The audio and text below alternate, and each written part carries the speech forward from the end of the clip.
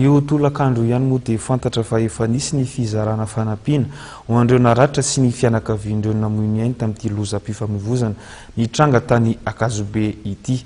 Tao amin'ny amfiteatra ny HGR Apiflo no nanatanterahana izany fizarana fanampiana izany.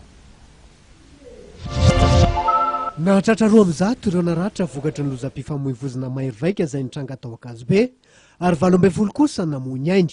Ireo ny taremarika ofisialy navoaka ny hôpitaly HGR Itsenosy io ariva io.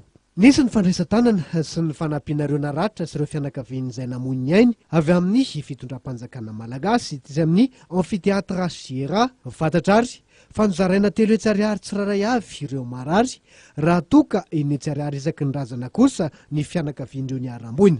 Ny fitondrana panjakana dia manome tolotra hoan'ireo niara-mboina ka ny tsiraray avy dia mahazo fanampiana ary zaraina arak'indray lisitra izay hitanao hitona zany hoan'ireo izay efa mivoaka fa ny any amin'ny service mbola tsabona dia hozaraina manaraka ihany fa efa nisy ihany koa avy amin'ireo zanaka ampielezany soavinandrina dia zara ihany no mizara azy teo makarara tsara ny fizarana. Tsy ny amboadidy fa nitondra ny anjara birikiny ihany koa ireo solombavambahoaka izay nitarihany filohan'ny antenimieram-pirenena Andriamatoa Rakotomamonjy Zamax ka nanolotra valopy misy lela vola mitetina 4 tapitrisa ariary.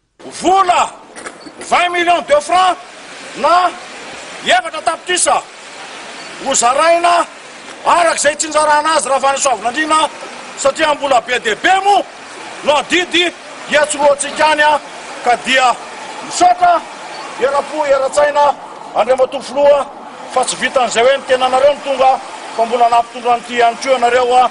Fantatra nandritra ny fotoana ary fa ho avy ao amin'ny sitrano fandraisam-paty eo amin'ny HGR ireo vatana mangatsika andreo ho namoy ainy mialohan'ny hitondrana azy ao amin'ny FJKM Soavinandriana Itasy, toerana izay anatanterahana ny fiandrasam-paty.